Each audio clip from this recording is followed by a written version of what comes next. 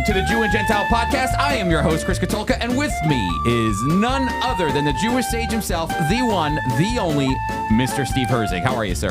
Actually, I'm not too good, Chris. You pointed out to me a flaw in my dress. That's right. I couldn't believe it. I know. Do you want to tell people what happened? To quote my friend in Germany, unbelievable. Unbelievable.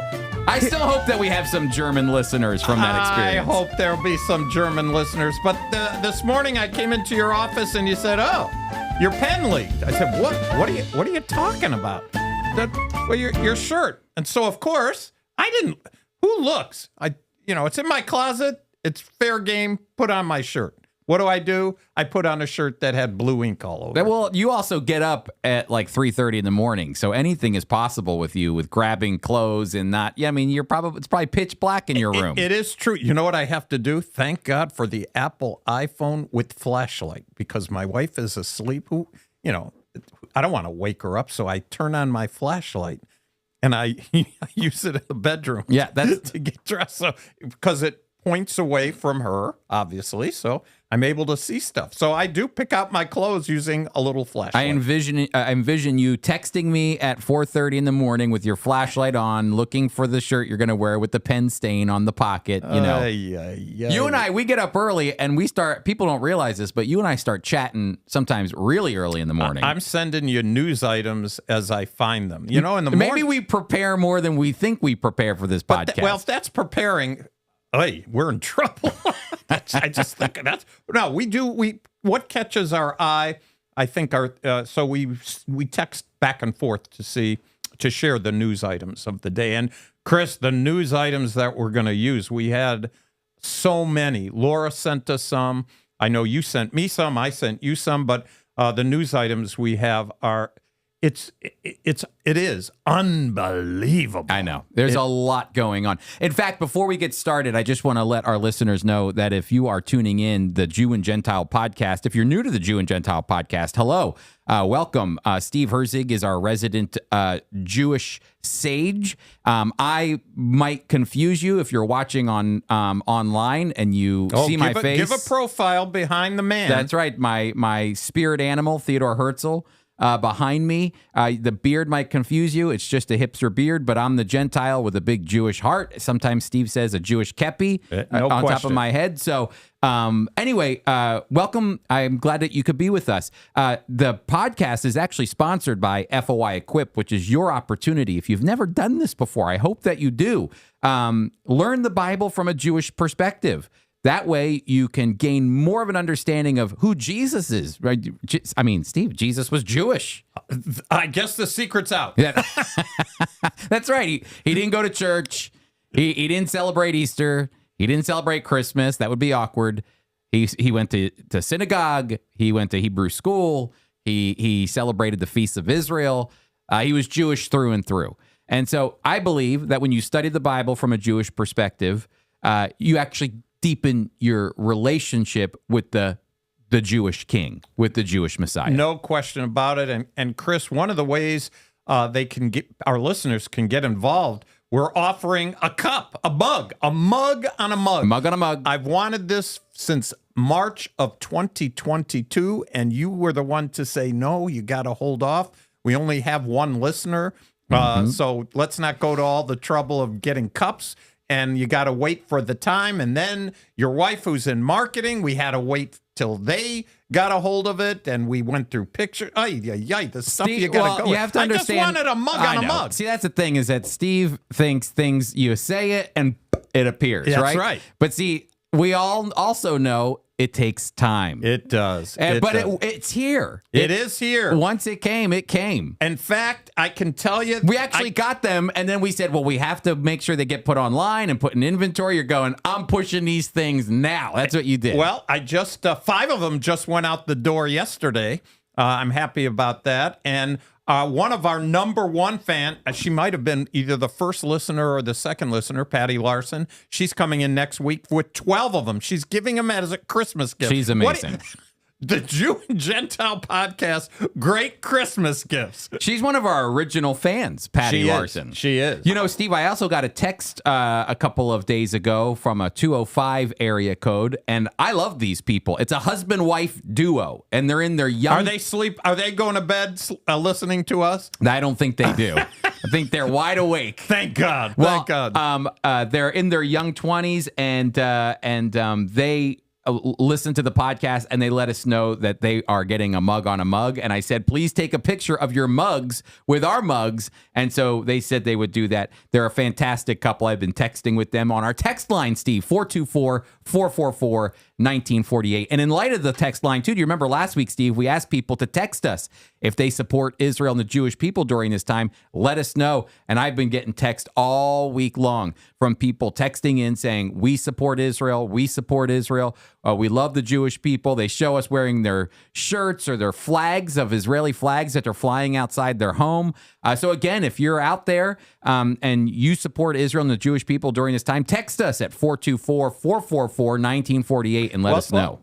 Well, tell us, what does a person have to do to get this cup? Yeah, so to get my mug. Yeah, to get your mug on a mug from the Friends of Israel or from the Jew and Gentile podcast as well, you just have to go to gofoi.org/mug. Now, what will happen is that link will take you to a donation page. That's right. We're not just selling these. They're donation pieces. It's a gift. That's right. It is a gift. We're only asking a minimum of $10 because we don't want to lose twice. The cup and the shipping. Because we're supplying both. So at least if we lose, which is fine if they give us a minimum of $10, we're happy to ship it to them wherever they are. But we don't want to get killed. We don't want to get killed, but we do want to say that when you give, we hope that maybe you give more than $10, because here's the reason why. When you give and you get your mug on a mug and you take a picture of your mug on a mug and send it to us, which we want you to do, but when you get your mug and you give, what you're giving to is more than just the Jew and Gentile podcast.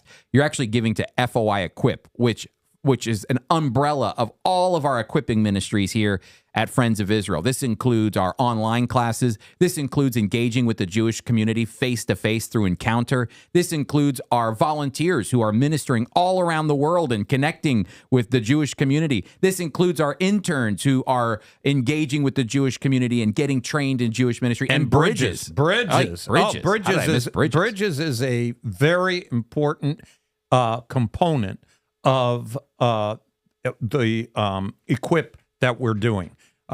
Bridges is a 9-week opportunity to touch and connect with people all around the world, Chris. There's lots of different people connecting on Bridges. We have 2 outstanding teachers. Bruce Scott is the one who has put most of the material together. Cameron is assisting him.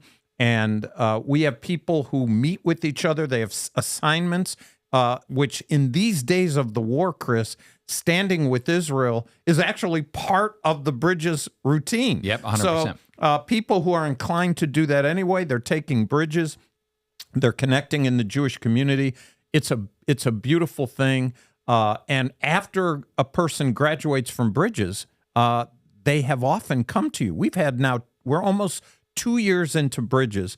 We have almost 200 graduates, and we have people who have gone from Bridges and they're now in Tikva. What is Tikva? Tikva is our volunteer network, and they are volunteering in the Jewish community. In fact, we had some local Tikva members here in the South Jersey area who went out to show solidarity with the Jewish people, and they went and represented the Friends of Israel, promoted the Friends of Israel along with some of our colleagues here, and they went and stood in solidarity. And some of them even wore their shirts, their Tikva team shirts. Tell us what's on the back of the shirt. The Tikva, chutzpah. Yeah, the Tikva team shirt says, "I've got some serious chutzpah. I dare you to ask me why." And so people are asking. They're asking questions, and that's what it's all about. So when you give to get your mug, I want to encourage you. $10 is the minimum. Thank you. But if God has blessed you and you're able to give more to help grow our equipping efforts, then please go to gofoi.org/mug and get your mug on a mug. Hey, Steve, as we're talking right now, someone's watching us from the 856 area code. His name's Eric, and he says, again, I stand with Israel and got my mug. Well, thank you, Eric. We love it. Thank you, Eric. Love it. Yeah, that's really an encouragement. So, Steve, there's a lot going on that we need to talk about. First, let me just say this, too. A heads up. Steve and I started doing some smaller podcasts that we're going to be airing throughout the coming weeks as we get more and more guests. So be on the lookout for them. They're smaller. Normally, our podcasts are about an hour long of just you and me yapping for an hour. But these are smaller, and they involve interviews. And so we just had an interview with an Israeli. In fact, she was in our podcast room. So we're going to air that later this week. That will be coming out. But we'll have more coming as well in the future. So if you notice, oh my goodness, why are these popping up here and there on your podcast feed? We're getting more. That's because we decided to do a special as the Israel-Hamas war is going on. It's called our special. Steve, do you remember what you titled it? Nope. Steve is the best. He writes out this perfect description of what our smaller podcast Behind is. the scenes? No, Was no, it behind the scenes? No, it was even better. Oh, You see, I forgot. It's behind the headlines. Oh, behind the headlines. That's right. That's right. So Steve did. That was at 4:00 in the morning. Steve is so good. We were just wrapping up our Proclaim conferences, and the title of the Proclaim conference is The World on Edge, and Steve kept calling it Living on the Edge. Aren't we living on the edge? I like that better, but I don't have the pull for anything. So what you still got it out there. You were saying it from the stage. You're like, we're living on the edge, people. And they're like, it's World on Edge. Well, we're living on the edge. So, hey, just really quick. Behind the headlines is going to be something we do in an informal way. We're not CNN. We're not Fox News. But what we are is people, you and I are trying to find people who can give us human interest stories. And not just to make people feel, to get their emotions. This is to inform people. The first guest we had on, an Israeli, actually gave us information about what was happening on the ground on October 7th and how people were reacting. And we just want to share those things. So it's informal. But it's a little more, it's not as goofy as you and I are now. No, it's actually a little more serious. And so you'll notice even the music when it come in is a little more serious. But if you notice, I get 2 Jew and Gentiles during the week, or maybe even sometimes 3. You're welcome. A little gift to you. Or maybe you're going, a little too much now. Let's turn these guys off. Unsubscribe. Too much. Exactly. All right. So, Steve, we're going to do a little Did You Know segment. We can. That's right. You wanted to highlight something. This does not come from our good friend Emily Stone, who we've never met before, actually. That's right. No, this is not coming from Emily. I thought we permanently put Emily Stone to bed. That is her book, Did You Know? But we're using that. I'm glad you clarified that. Yes. That is a great title for the segue that we have. And now I'm using the Little Encyclopedia of Jewish Culture. This is by Matthew Klickstein. And 101 people, places, things, and foods. Can't forget foods. I'm already in. Every Jew should know. There you go. Did you know? Every Jew should know. There you go. All right. So, as I was going through the book, Chris, and thinking about the war that's happening and about the anti-Semitism that is out there, one of the 101 places and people and foods that this highlights is called the Museum of Tolerance. I haven't attended. I haven't gone into the museum. I passed it by when I've been in L.A. It was established in 1993 as an educational branch of Los Angeles-based Simon Wiesenthal Center. So far, it's received over 5 million visitors. And Chris, I'm adding, they need more. Mm-hmm. They need a lot more.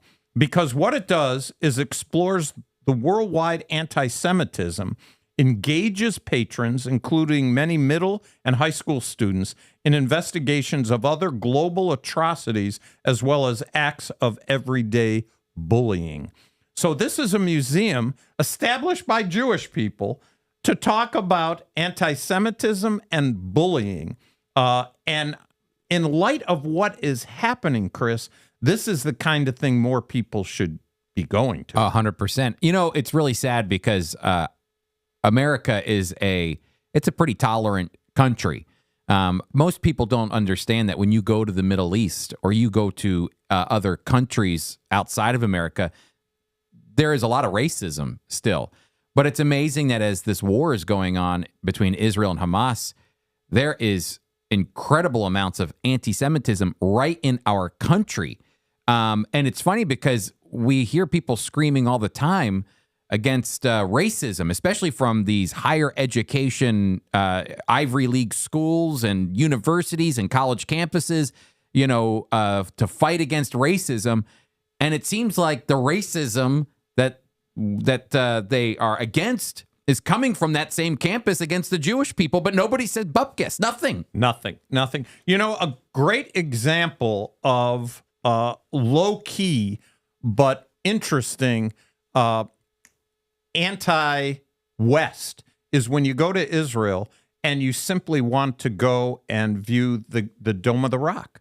Mm-hmm. Oh, okay. It's everybody takes a picture of it. So, hey, let's visit the Dome of the Rock. And before we do, let's go to the Western Wall. So you walk to the Western Wall. No problem. There's nobody asking for a ticket, nobody asking for identification. You do have to go through to make sure that you've gone through metal detectors. But once you do that, it's free they don't say, are you Jewish? Are you Gentile? They don't ask anything. You've been there, right? Mm-hmm, mm-hmm. But now I want to go to the Dome of the Rock. Yep. That's a different story. You're in the same country, right? You're still in Jerusalem. I mean, you're just a stone's throw away from it. Western Wall, Dome of the Rock. There it is. Same vicinity. So you're in the capital city of Israel, Jerusalem. You're in Israel. Nobody's bothering you at the Western Wall. Hey, you with your friend or your spouse, and you say, hey, let's go up. I want to see that. What do you have to do to see that? Well, first of all, you have to hope it's open. Yep. Oh, are the Israelis closing? No, the Israelis aren't closing it. It should be open, but it's not the Israelis' decision. Nope. Is it, Chris? No. The whole Temple Mount is controlled by the Waqf, which is actually it's a Jordanian holy site for Muslims. Wait a minute, but we're in Israel. That's we're right. in Jerusalem. How could this be controlled by somebody else? Yeah, the Jordanians have given it control, or it was given control By who? By Israel. Israel made it happen. Israel says, not just of the Dome of the Rock, if you're Catholic and there's a Catholic site, if you're Protestant, which one? They're all different ones. If you're Greek Orthodox, every church, every holy site is controlled.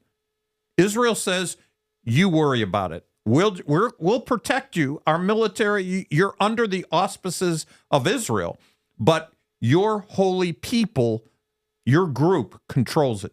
So, Chris, people who want to go to the Dome of the Rock are not entitled to go, and they search you if you go up there. What are they looking for bombs like they are when you go to the Western Wall? You got to go through a metal detector? No, they don't care if you have a bomb. No. They're looking for Bibles. That's right. They want to make sure you don't have a Bible or a Torah or something like that. They're looking for a Bible. Yeah.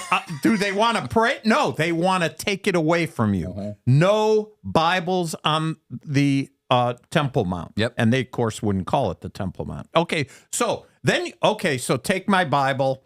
Okay, I'll come back and get it. So now I'm walking around and I'm thinking, oh, I see the Dome of the Rock there.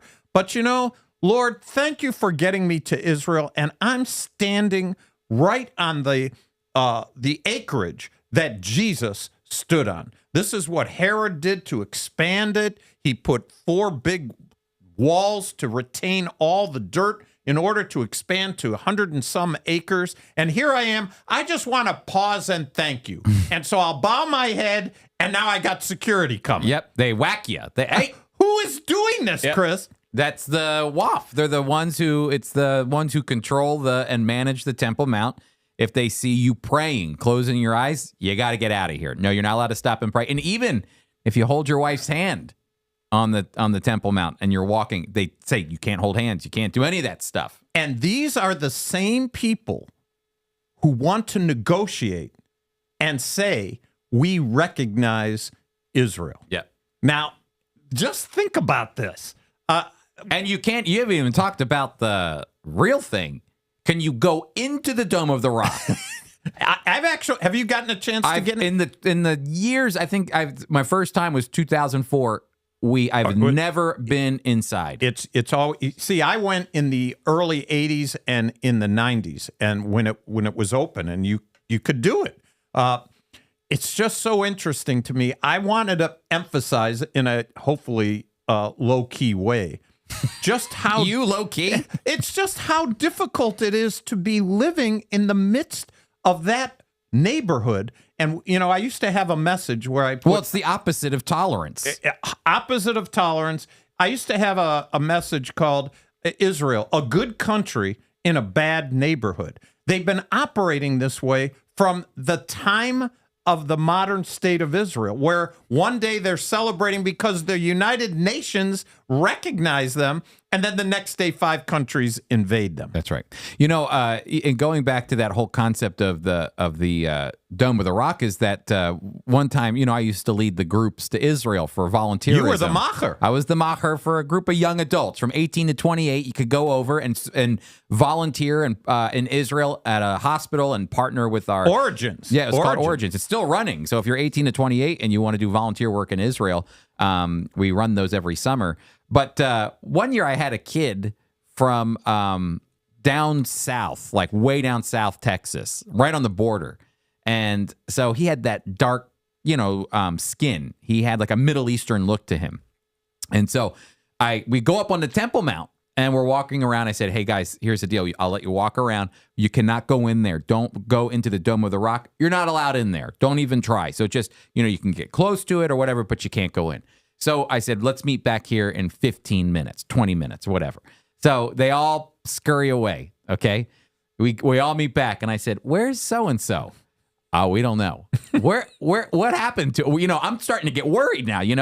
Like you said, it's a sensitive place up there. It's a little bit like going into another country when you get up on the Temple Mount. 100%. So I'm getting a little worried. And then all of a sudden he appears. And I said, where were you? And he's laughing a little bit. I said, what is going on? And he said, I got into the Dome of the Rock. I said, what? I told you not to go in there. And he said, I got it. They thought I was Muslim. They thought I was one of them. They just pushed me right on in. And so I did the loop and I came back out. And I thought, hey, if you start World War III, I'm going to be so upset, So anyway, after I got my emotions under control, we all had a good chuckle about it. But he got it. I didn't get in. He got in. So. Yep. I think that example is just a small version of the bigger issues. And once you understand that simple thing, you'll know the Middle East, and particularly for Israel, it's a very difficult road to navigate. Oh, 100%. Because the irony is that Israel is trying to be tolerant. That's the kicker. We have tolerance. The Museum of Tolerance. Exactly. All right, Steve. Why don't we go to Daniel? Let's Chapter go 5. to Daniel. And you know what I did, Chris, after last week? When I messed up the Neo-Babylonian. I thought you did a fine job. You're nice. You didn't. I said it wrong, and you were just, let it go. I went to Renald Showers. Renald Showers, for years, Friends of Israel, our really resident scholar, our resident Torah scholar, New Testament scholar. 100%. And we always look to him for theology. And he wrote a book that I encourage those people who are following Daniel with us as we do these podcasts to purchase the book, The Most High God. It's a commentary on the book of Daniel. And Rennie did just a great job. And what I did is I went to chapter 5 because, quite honestly, when I was in Bible school and they were covering Daniel, all the different names were driving me crazy. And I knew you were having some interesting times trying to deal with what was happening. So I just went to Rennie, and here's what he said. You're talking about the kings of Babylon right now. Exactly. Because we start off with Nebuchadnezzar. That's where the book begins of Daniel. That's right. So it says, for centuries, there was a mystery for available Babylonian records mentioned no king named Belshazzar. As a result, critics said that this proved that the book of Daniel was historically inaccurate. However, during the 1920s, the deciphering of more recently discovered Babylonian documents solved the mystery. These documents indicated that Belshazzar was the son of King Nabonidus, who you talked about last week. So Nabonidus is the king. Why is there's no record of Belshazzar? So some Babylonian documents solved this problem. They indicated that the following. In 555 BC, Nabonidus marched an army westward to conquer rebels who had revolted against Babylonian rule since the death of Nebuchadnezzar. Before he left, Nabonidus entrusted kingship to his oldest son, Belshazzar. There you go. So, Chris, we have Nabonidus, who is king, and he's going away, but it doesn't make him not a king, but he can't. They didn't have computers and Zoom meetings. So he Cell said, look, phones. for all the stuff going on here, somebody's got to rule. So I'm over here. I'm giving you that authority. So they co-ruled, if you will. That's right. Okay, so this situation existed, and Daniel was accurate in calling Belshazzar king. That's right. So we now know that. So Belshazzar grew up. His grandfather was Nebuchadnezzar. And so, Chris, once you know that, he was alive, and I'd say have memory of his grandfather. And so he must have known about the things that were going on. Certainly, the history records would have been available to him as well. But as we'll see in the context of chapter 5, it didn't do him any good. No, not at all. Well, and I'll also say this to add a little more oomph to what you're talking about, is that the scriptures actually show the historical records to be true too, because when Belshazzar goes to give the reward for interpreting the hand and interpreting what was written on the wall, he says, I'll make this person who can interpret these things, I'll give him purple, which was very a kingly, garb. It was very expensive, a gold chain placed around their neck, and you will be made the third highest ruler. He couldn't make him the second highest because he was the second highest. His father was still king. So even the text is showing the authenticity of Nabonidus out co-ruling as his son Belshazzar in Babylon. And that's why he says, I'll make you the third. Because when Joseph, the Pharaoh, if you go back to Genesis, was going to make Joseph the second highest. He had the authority to make him the second highest. Here's a moment where he says, I'll make you the third highest, which just goes to show his ability to not move him all the way up the ladder, just right there, right under me. 100%. And the other aspect is that, Chris, the environment here in chapter 5 is there's a party. A party is going on. And at this party are a lot of dignitaries, so many dignitaries.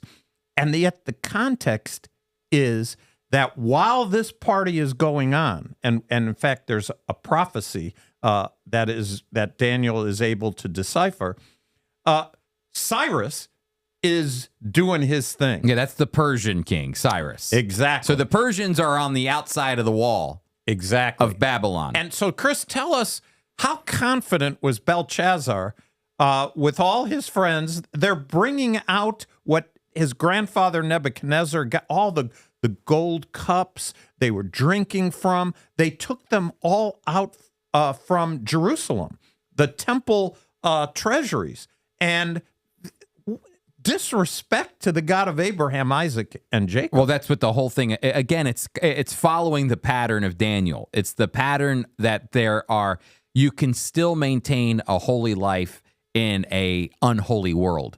And so what you see in the life of Daniel, in the life of Shadrach, Meshach, and Abednego, the compatriots of Chapter Daniel. 3.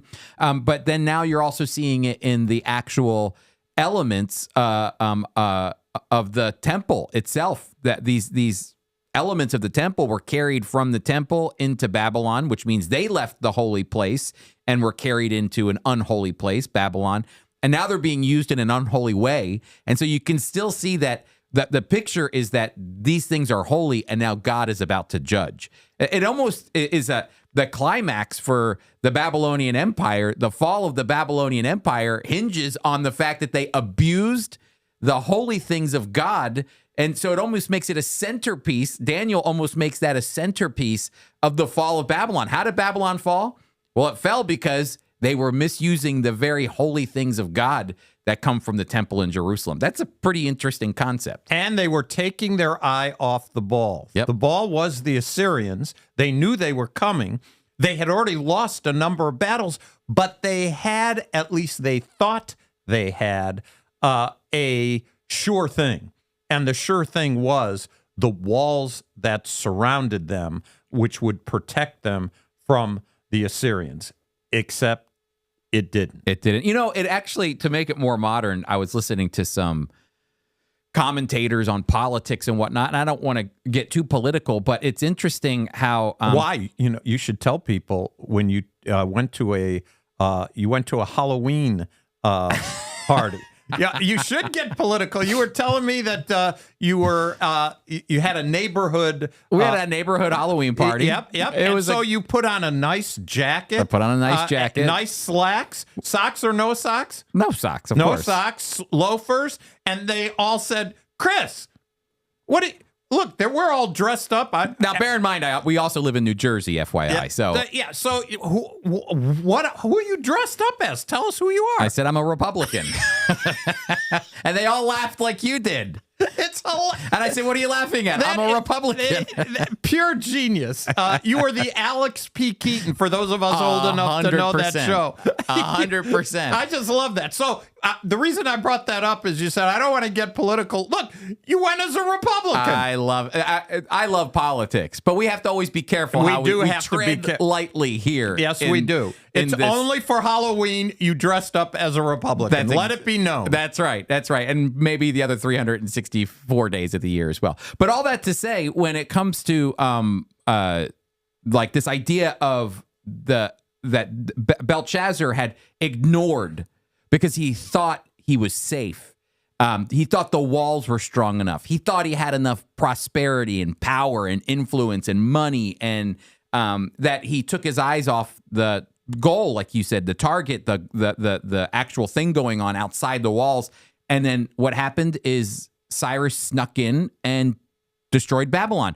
And the reason I say that is recently President Biden went on some news network, and they were challenging him about some things. And he said, don't you know that America is the richest, strongest country in the entire world? Not even, modern, in history. We are the richest country in our history, the strongest country in history. And he's going on, and it makes me sit there and think, there is a sense of pride that you have to be careful. I think it's the same pride that Belshazzar had, that you're so busy, thinking about how powerful you are, you don't realize that all you have to do is see history. History shows that there are many powerful empires that have existed over time, and they have fallen, and they usually fall to smaller empires that gobble them up and then get bigger. And that's happened in biblical history all the way to today. The chief responsibility of any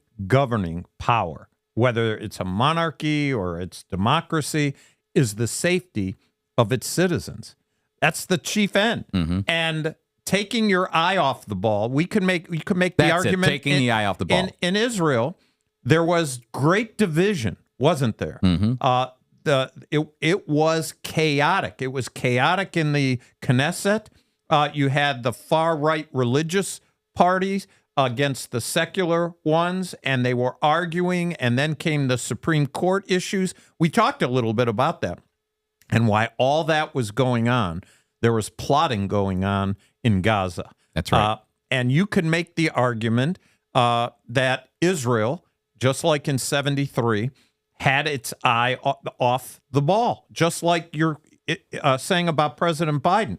We're so consumed with inside thinking that we forget what the chief end of the government is, and that's to protect their citizens. And here in Babylon, Belshazzar I love it when all of a sudden this hand comes up, Chris. What happens? No, he's shaking in his. It says he's shaking. His knees His are knocking. hips are almost out of joint. That's afraid. That is afraid. Well, let me read here. It says in verse 17. So we get to this place where the Belshazzar has got to know what this interpretation is from this writing on the wall. We don't in the plot of chapter 5, we don't know what was written yet. So you're still, if you're just reading along, you're still kind of left in the dark as to what's on the wall. You just know something was written on the wall. And so it says in verse 17, then Daniel answered the king. So now Daniel comes. And Daniel's older at this point. He's a lot more wise. I bet you he's even more wise than he was when Nebuchadnezzar found him. This is just... he's probably rolling his eyes. Yeah. Oh, another dream. I thought we were done with these things. Then Daniel answered the king, you may keep your gifts for yourself. He doesn't even want the power, the influence. Yeah. You may keep the gifts for yourself and give your rewards to someone else. Nevertheless, I will read the writing for the king and tell him what it means. Your Majesty, the Most High God, which is the name of Renald Showers' commentary on Daniel. And I think that's a really important El Elyon in Hebrew, the Most High God. What it's really showing is that in a polytheistic world where everybody believes in multiple gods, doesn't mean that they abandoned believing in those multiple gods, but Daniel's saying our God is the highest of all. He's the gods. macher of all. 100%. In the pantheon, God is above them all. And yet Daniel also knows there is only one God. Your Majesty, the Most High God gave your father Nebuchadnezzar sovereignty and greatness and glory and splendor. Because of the high position he gave him, all the nations and peoples of every language dreaded and feared him. Those the king wanted to put to death, he put to death. Those he wanted to spare, he spared. Those he wanted to promote, he promoted. And those he wanted to humble, he humbled. But when his heart became arrogant and hardened with pride, he was deposed from his royal throne and stripped of his glory. He was driven away from people and given the mind of an animal. He lived with the wild donkeys and ate grass like the ox. And his body was drenched with the dew of heaven until he acknowledged that the Most High God is sovereign over all the kingdoms of the earth and set over them anyone he wishes. But you, Belshazzar, his son, have not humbled yourself. Though you knew all this, instead you have set yourself up against the Lord of heaven. You had the goblets of his temple brought to you, and you and your nobles, your wives and your concubines drank wine from them. You praised the gods of silver and gold, of bronze, of iron, wood, and stone, which cannot see or hear or understand. But you did not honor the God who holds in his hand your life and all your ways. Therefore, he sent the hand that wrote the inscription, and the inscription that was written was, here is what the words mean. And before we get there, Steve, I love this. I'm trying to remember, go back in the Daniel stories of chapter 1, 2, up to here to 5. I don't ever remember Daniel launching into a sermon for Nebuchadnezzar. I remember him kind of saying, this is what the dream means, or I'd have to go back. I don't know for certain, but Daniel comes in strong on this one, right on the essence of pride. And you know why? It's verse 22. You knew all this. That's right. He knew it all. That's what we were saying. His grandfather, which they call it in that culture, they would say the son of, which is legitimate. He's in the line of his grandfather Nebuchadnezzar.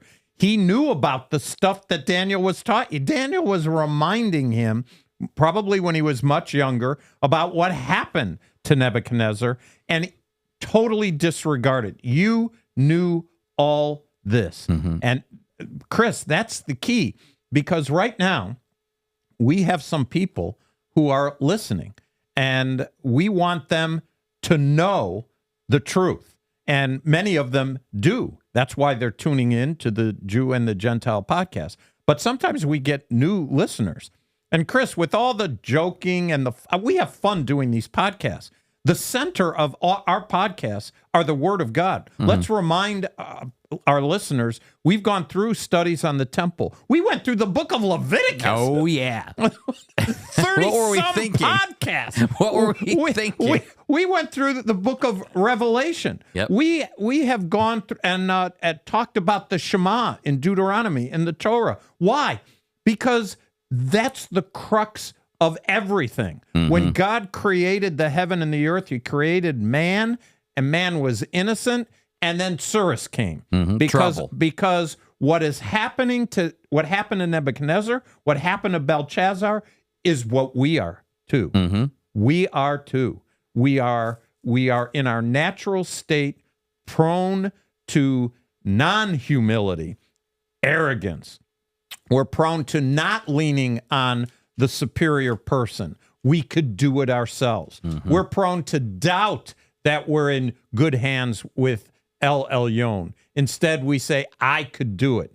Chris, that's the reason we do this, is to continually remind ourselves, you and me, and let it out for those who listen, that there is only one God. He is the big macher. He's above all things, the creator of heaven and hell, from everlasting to creator of heaven and earth. And from everlasting to everlasting, he is God. You know, it's funny because I'm trying to find it, and I'll have to come back to it. Here it is. It's talking in Romans 1. It actually talks about the fact that God's creation forgot to say thank you.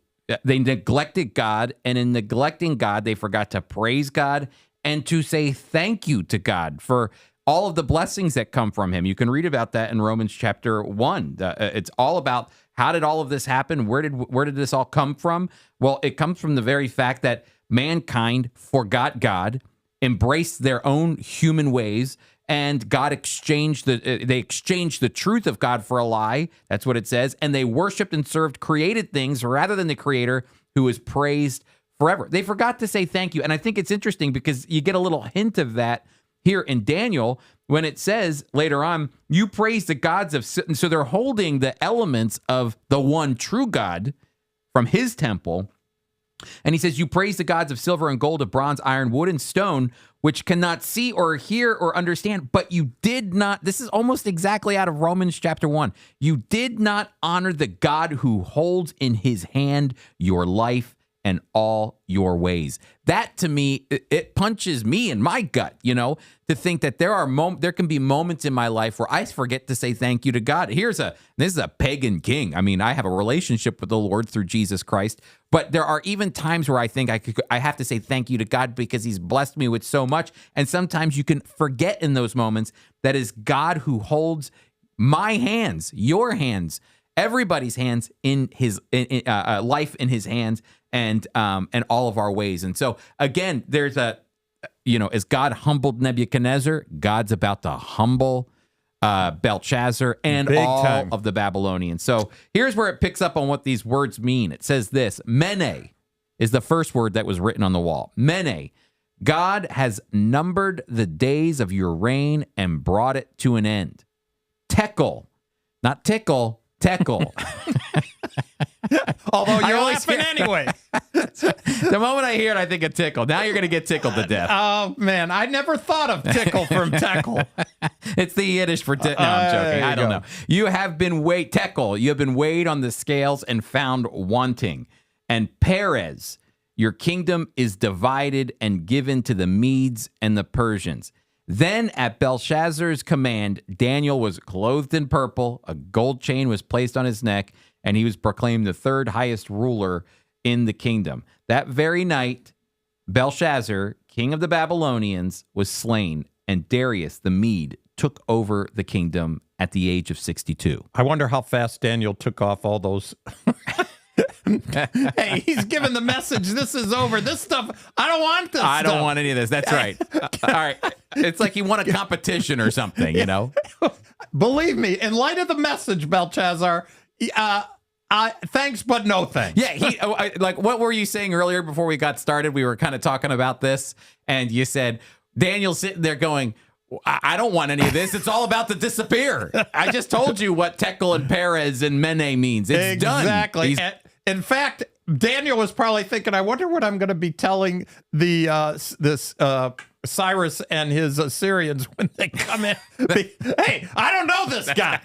Take that purple robe off. I got nothing to do with it. I'm not into politics. That's right. I got a Jerusalem passport here, buddy. I don't know these people. They're crazy. But isn't it interesting how I think it is interesting how God used Daniel who has never kept his eye off the ball, in this case being the God of Abraham, Isaac, and Jacob, following him, yet all the time respecting those who were in authority over him, but maneuvering, being able to maneuver in a culture that is so counterintuitive to Daniel's culture and to the living God that he served. So he's actually going to survive all those years in Babylon. And then as an older man, and he is older at this time, God allows him to transition from being under Babylon to now being under Cyrus, and some good things are going to happen as a result. I think we got to give Daniel some credit here, because Cyrus was an interesting person with all the authority he had and all the conquering he did. He's going to give the Jewish people an opportunity to go back. You know, I'd like to talk about this for 1 second, because there was a very interesting Twitter post or X post that I saw of a graduate of Masters University. He said, just to let you know, I'm a graduate of Masters University. Okay, so he's not a teacher there or anything. This is just somebody posting. He said, modern Israel is not the fulfillment of biblical eschatology Israel. I understand. Now, explain to people that Masters Seminary is a seminary whose doctrine believes a future for Israel. 100%. Now, he's not denying a future for Israel. He's just saying whatever you're going to support in Israel right now is not biblical Israel. Now, the reason I bring this up is because you mentioned Cyrus. And what I wanted to X back or post back or whatever you do on Twitter these days, or X, I wanted to write back and say, I wonder how you would look at Israel when they returned to the land under Cyrus. Because clearly God wanted them to go back to the land.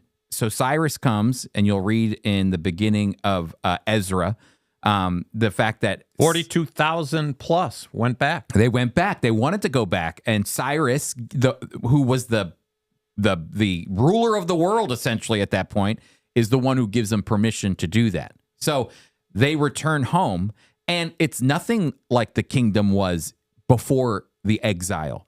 It's pitiful. They have to rebuild. They're surrounded by Samaritans, and they're surrounded by other nations. And in fact, they don't even have their own control. It's not like it's the king of Israel. It's the governor of Israel, which means Zerubbabel has to look back to the king for approval of things. He can't even make his own decisions. And yet God is the one who's still pushing them to go back to rebuild. You know, do you think people at that time were looking and going, "Oh, this is don't look at what's going on here. Ignore it. This isn't prophetic Israel from what the prophets had talked about before. Ignore it." But yet, if they had not returned to the land, there would never be a land for Jesus to be born in. So this is where it's to me, sometimes I think Christians, can Israel get kicked out of the land again? 100%. I don't deny that. Do I think they will be? No. But is God preparing something for an amazing moment? If there was no return that happened under Zerubbabel, Nehemiah, Ezra, in the pitiful moments of the fighting, there was fighting between empires and Judea and the Samaritans. It was a lot of chaos. It was a lot of tsuris. And yet, eventually, as time goes on, several hundred years later, what happens? Jesus is born in Bethlehem. The Messiah is born in Bethlehem. Are we just going to sit there and ignore the fact that God resurrected the people, Ezekiel 37, brought them back to the land, maybe for a reason that looks a little bit like the people coming back to the land during the days of Ezra and Nehemiah? I don't know, Steve. That's what I wanted to text, but you only get so many characters. All I could say is that when you look at the history of the modern state of Israel, there's a lot of firsts. A lot of firsts. They are the only nation to be established when they were kicked out and then brought back and able to speak that language. When you think of 650,000 against 40+ million surrounding them, wanting them into the Mediterranean. When you think about how they've survived all these different, and including right now, by the way, they've survived all these years. How is that possible if this gentleman from Masters is going to tell me, well, they're like any other nation. Look at America. They have an interesting history as well. No question. 100%. But there isn't anyone that's history and things that took place that trump what happened to Israel. And I believe that, and especially when you look at a passage like Ezekiel 38 and 39, when there's going to be an attack, there has to be an Israel. Mm-hmm. And they're in unbelief. There has to be. Well, even in Ezekiel 37, there is an amazing divide in the resurrection process that takes place where first God says to Ezekiel, can these dry bones live? He goes, well, God, from my perspective, no, but only you know. That's one of the greatest lines. It's comedic. It's comedic. So I use that. That is the greatest line. Man, you know. That's right. I'm not touching that. I am not going to get political now. That's right. I am not political. I can only tell you from my point of view, not so much, but you're the macher. That's right. If you ordain it, so it is. Any science class I go to will say no, but only you know, that God. That was a wise. I'm serious. He understood who he was talking to. 100%. And so, which also showed maybe a little bit of doubt as well to go, only you know, okay? Because I don't want to touch that with a 10-foot pole. So there's Ezekiel saying that. And then what happens? The dry bones start to come back. They begin to form a skeleton, and then the muscles form, and then the skin forms. But then there's a break. It actually ends. And then no breath, because there's no breath. There's no life in them. And that's right. God pauses there for a moment and says, now what, Ezekiel? And that's when Ezekiel goes, oh, only you know, buddy. I'm looking to you. Ezekiel would have been a great Tevye. Yeah. Exactly. We've got him. In fact, you sound a little like Tevye yourself. I'm honored. But what happens is that eventually God breathes life. But first, that body is resurrected. It's just missing the component that gives it the spiritual life that it needs. That is kind of reminiscent of going back to the Garden of Eden when God breathed into Adam and he lived. And so, again, to me, there are indications that what we're seeing today is a result of biblical God moving in the world to bring Israel back. So to just say what you're seeing is nothing, and I think that's in a lot of churches, even churches that believe in a future for Israel, they go, what you see now, let's not focus on that. Let's focus on the future, where I think God is saying it's a part of the entire story. Don't take your eye off the ball. 100%. You got to keep your eye on the ball, and God is working even now with a Israel that is in unbelief, that we're in the church age waiting for God to accomplish his purpose. Keep your eye upwards and keep your eye this way. That's right. Because if without Daniel chapter 5, Steve, and this moment where Belshazzar is humbled and Babylon falls, Cyrus would have never come in, taken over, and become the king of the huge kingdom that would have incorporated all the Jewish people to give them the right to return to the land. So are we just going to ignore that? That's why a lot of people like to call people like Harry Truman the Cyrus of the modern age. Because he thought he was Cyrus. Yeah, he thought he was Cyrus the Great. I'm returning the Jewish people to the land. That was Harry Truman, our president. So again, there. I didn't want to ignore that, but this is a hinge passage because this is a moment when all of a sudden the exile is winding into a different direction. There will be a new king on the throne, Cyrus, who will return the Jewish people to the land. The gold head is done. Yep. Exactly. All right. Well, we've got more to do. We're only halfway. No, we're not even halfway through, Steve. Chris, we got some news items that, Chris, during this time of war and seeing what's happened, we've already discussed. We talked about Did You Know and the Museum of Tolerance. Well, let's look at this headline from the Jerusalem Post: Tamimi, and this is not a flu cure. Tamimi. There is a medicine that cures your Tamiflu. Tamiflu. No, this isn't Tamiflu. No, this is Tamimi. Tamimimi. No, Tamimi. Tamimi. Or maybe even Tamimi. It's Tamimi. Tamimi. Tamimi. We're gonna she's gonna call us and tell us what her real name is. Let's take Tam, T-A-M, right? Yes. I-M-I. Ami. Okay, Tamimi. Tamimi. I like it. Okay. We will we will drink your blood.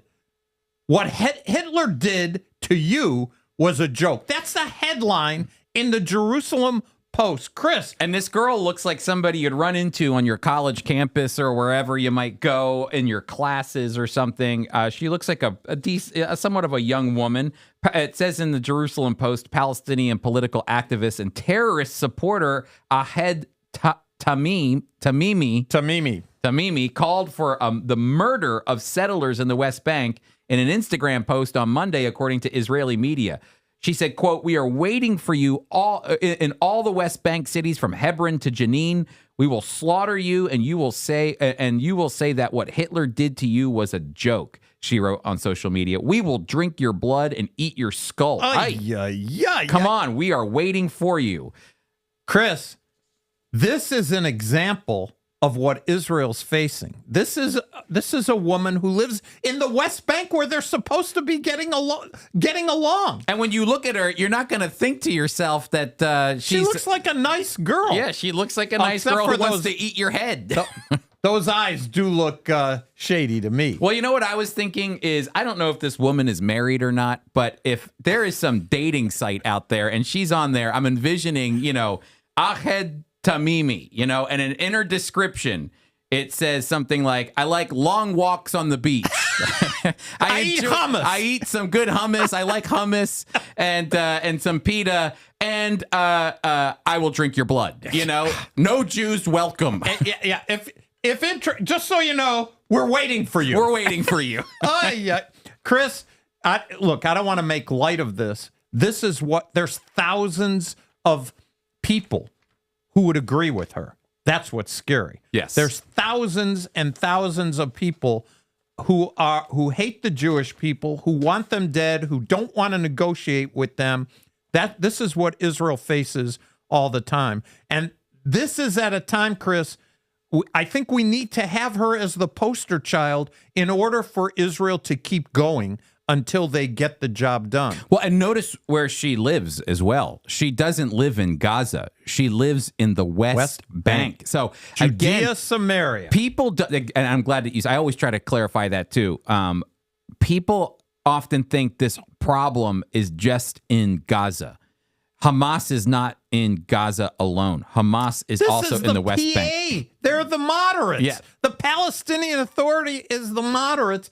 And this is what they want. And the reason I say post this up, because quite frankly, today, as we're doing this podcast, we got word first thing this morning that there have now been 12 soldiers, IDF soldiers, killed because they're fighting by the tunnels and all that. But Israel bombed a major area, a Hamas stronghold, and depending on whose numbers you believe, a number of what we would say would be innocent civilians were killed. Why? Because they put them there to protect them because they thought Israel wouldn't attack. 100%. But Israel has been saying for days and days, go south. What army tells people you go south, we're coming up north? Yep. Who does that? Well, I even saw on X, Twitter, whatever, Piers Morgan criticized the Israeli government when they said, we're telling all of the all of the Palestinians to go south. It was a big conference. And then he wrote in response, oh yeah, nice that you're telling them when you cut their communication off. But again, I mean, they told them way before that. They've been talking about it for a long time. Yeah, that's the kind of nonsense that frustrates me about the media. And so anyway. All right. So that was one news item, Chris. The other one is not good for the world. No. And this comes from the Jerusalem Post as well. Global antisemitism soars by, I can't even count, 1,180% amid war with Hamas. Mm-hmm. So and what's interesting in the article, Chris, is a breakdown. The breakdown reads like this: Zionists and Jews, with almost all of it being in Arabic. So this anti-Semitism rhetoric is 71% Arabic. Look, is that a racial statement? Yes, it's written in a language, Arabic. Yep. You decide what that means. I don't speak Arabic. Not a lot of people in the United States speak Arabic. Yalla. There's your one word. Yalla. But sad to say, 28% of the anti-Semitic rhetoric is in English. Mm-hmm. And I do speak English. Mm-hmm. That means 30% of the rhetoric against, and we're not even talking about actions. This is hate language is English. And that is a scary, scary number. And 1/3 in the U.S., anti-Semitic events come from cities like New York, Oh, yeah. Los Angeles, Chicago. These are the cities where it's raging. 87%. All of them college campuses. 87% of Jewish people felt less secure in Jewish communities. 87%. We have friends. We have friends who have told us they live in the area in Cherry Hill, which is a very predominantly Jewish area in South Jersey, and they're Israeli, and they feel frightened to hang an Israeli flag out in support of their own country. Where their daughter is going to, back to fight in the IDF, and yet she feels nervous. You and I have friends who are Israelis. They're a little younger than me, older than you. They've been in New Jersey area for years, and they came to America because of all the strife in Israel. He served in the ID. They did their stuff, and they're here in the United States. He called me, and he said, "Steve, I bought a gun." He said, "I never would have thought that I would buy a gun." He said, "What's happening in America to me, it is beyond my comprehension." So he's living in America. He's an American. He's Israeli, but he's living here. And what he is witnessing in the United States is frightening him, and he believes he needs personal protection. Mm-hmm. I don't disagree with him, but I find it. If you would have asked me 5 years ago, if you would have asked him 5 years ago, he said, I don't need a gun. This reminds me of, do you remember a while ago on that show, The View, that I know that you like to watch in the mornings with Whoopi Goldberg and some of your other favorite commentators? It was Whoopi Goldberg. Remember a while ago, she said something along the lines of that the Holocaust was not about, I believe she said something like, and don't quote me on it, but like about racism, because for her, racism only functions within the white and black skin colors. But I don't know, maybe she'll take her words back even more now, seeing that there are all different types of skin colors that are being anti-Semitic right now. That means they're specifically targeting the race of the Jewish people, and they're doing this in Arabic language, I'm sure in other languages, in English. It doesn't matter what your skin color is. Some of these people are secular people. Some of these people are really religious people, maybe in the Muslim faith. I pray that not much in our Christian world, but they come from all walks of life, and they're targeting the Jewish people. It's called racism. And so it's just 100%. Interesting. So maybe you can call your friends and find out. Chris, it says the type of incidents recorded were deeply concerning, with 330% increase in violent anti-Semitic events, 128% rise in desecration of Jewish sites, and 660% increase in harassment, and a 300% increase in threats. I can't even the percentages are. I didn't know you could go above 100%. Yeah, we always say 100%. Yep. Well, no, this is 1,000%. Yeah, now we're going to start saying 1,000%. So these are the days we live in. I do want to ask you this though, Steve. You are Jewish. Yes. I'm sitting over here. I've got a Jewish kepi, but I'm not Jewish, so I don't have that feeling. I'm interested. You hear that 1,000% when they're writing in Arabic, when they're writing in English or other languages, they're talking about you. Yes, they are. So what are your thoughts? Like, does it wash over you at all yet? Or is it still feel distant? What is that feeling that you have? All the years I've been a Christian, I've never forgotten that I'm also Jewish. Mm-hmm. And every Jewish person, secular, atheist, believer, they know they're Jewish. We are always the other. That's not, I'm not upset about it. It's the way it is. And during the Holocaust, Chris, there were Jewish believers. And they could have gone up to the SS and said, wait a minute, I believe in Jesus. And many said that, who either did or didn't. They just, hey, I believe in Jesus. It doesn't matter. Mm-hmm. When we're talking about anti-Semitism, the existence in any way, shape, or form of the Jewish people is an anathema to these haters. And that's just the way it is. And I always said, and I've said it for years, even as I've preached, during days that were much more comfortable than now, in a church, if things got bad like they did in Germany, I would ask people, what would you do if you're sitting next to a Jewish person? What would you do?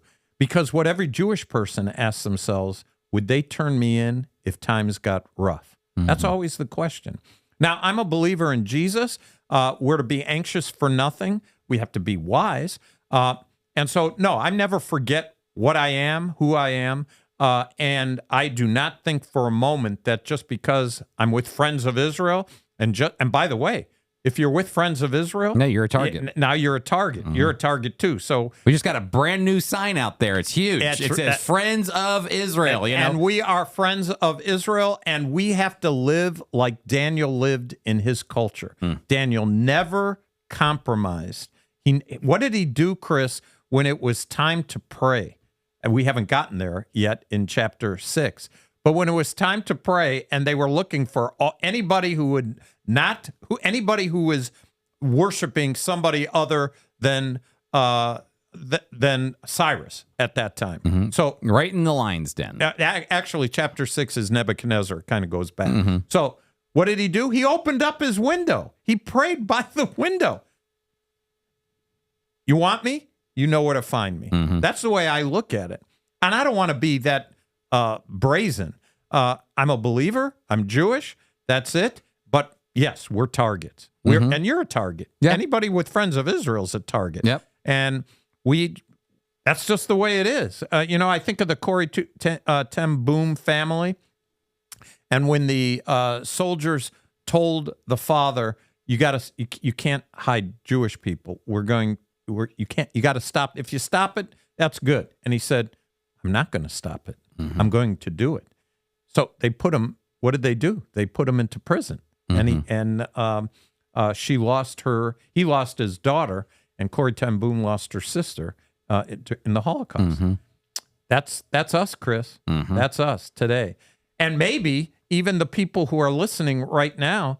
You got to say, whose side are you on? Yeah, good or evil, on God's side or on Satan's side. We got one more quick news here because this is going to lead into our Yiddish word of the day. Okay, this one, I'm not sure where it comes from because it's not on the, but... it comes from the Jewish Telegraph. Thank you.